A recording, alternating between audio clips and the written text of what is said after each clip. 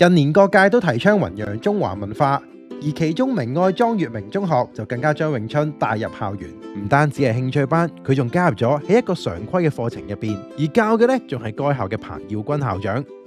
咁我哋嘅前輩經常都講念頭正，終身正，就係我哋做人，我哋自己嘅思想正確嘅時候呢，人生就會行得久遠，行得穩健。所以玩詠春其實唔單止係學好套拳，我哋更加可以端正我哋自己，做好我哋嘅人生。今次我哋就睇下彭校長喺學校推廣詠春嘅故事啦。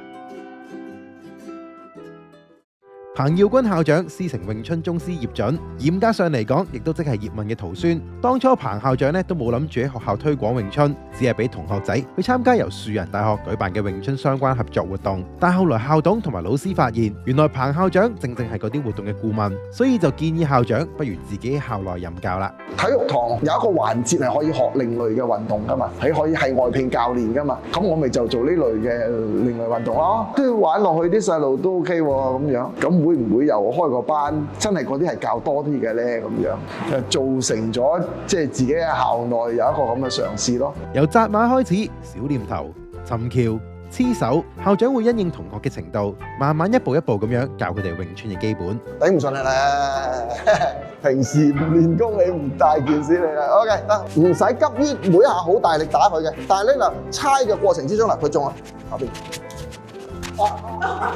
頭先你教佢嘅時候，嗰下都係冇乜流力。其實流咗㗎啦。咁有冇試過啲家長好擔心，話想過嚟即係睇你教？暫時都未喎，真係冇話特別擔心喎。其實家長都 support 添嘅，因為喺開頭佢哋練咧，去到有啲表演咧，佢哋好落力。咁佢哋練咗好多次，啲手腳真係有啲瘀，甚至乎啲手腕啊有啲即係拉傷。咁我家長帶佢睇醫生啦，跟住都冇事喎，即係。每一次對練的時候嘛，肯定會有點摩擦，因為你打我，我打他，肯定會啊好痛啊！你不要這麼打我。這種我覺得也是記憶蠻深刻的。可唔可以睇下你嘅手啊？可以啊。但係冇辦法唔瘀嘅，即係等於踩單車，你唔可能係唔落地擦損下嘅。你學游水，你一啖水都唔飲係冇可能嘅。咁呢樣我都有謹慎考慮㗎，而且由校長教喎，係咪？會唔會有啲嘅角色上嘅問題咧？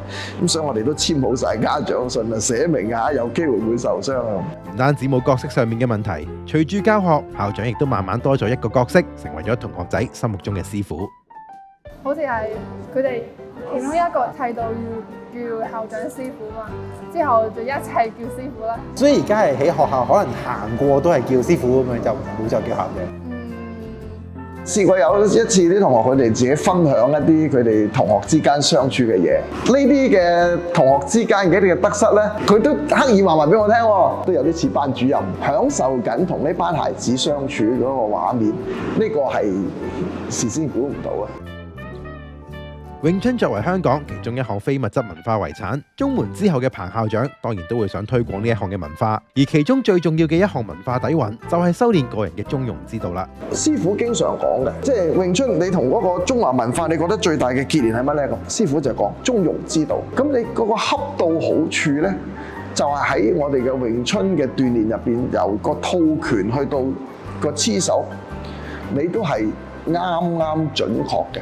點樣可以維持咗自己嘅心性？你唔會怯懦，但係又唔會火爆，而去做得到呢？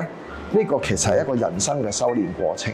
其實我哋學呢門功夫，最後唔通真係打交咩？我諗用嘅機會太少啦。即係人際關係嘅糾紛，其實都唔係需要用打交去處理。但係詠春佢嗰種嘅智慧、嗰種文化嘅底蘊呢，呢樣嘢對人嘅影響仲大啦。咁所以詠春嘅學習嘅過程係一種享受，佢背後帶俾我哋嘅啟發係我哋性格嘅一種薰陶。咁所以個前設應該就係我嘅孩子呢，啲徒弟呢。佢哋應該係好好地學好個功夫，享受學功夫嘅過程，自然第日有機會咧，佢就會做到推廣嘅任務。不強迫，不強求，但係都會鼓勵同學仔多作嘗試同埋努力。呢個可能都係彭校長自身由詠春修煉翻嚟嘅中庸之道啊！